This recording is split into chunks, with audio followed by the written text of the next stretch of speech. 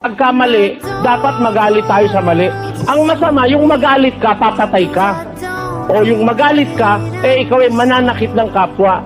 Pero nagagalit ka, sinasabi mo lang yung mali niya, hindi mo masama yun. Utos nga ng Diyos yun eh. Pakinggan nyo. Sa isang talata ng Efeso, eto. Kayo yung mga galit.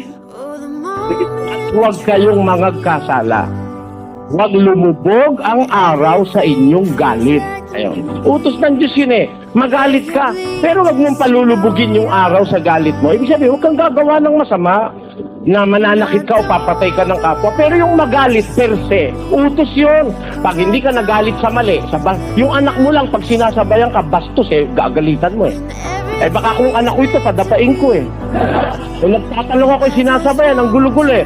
And the record will bear me right. Mapapatunayan yan sa atin. Sa Diyos ang lahat ng karangalan at kapurihan magpakailanman.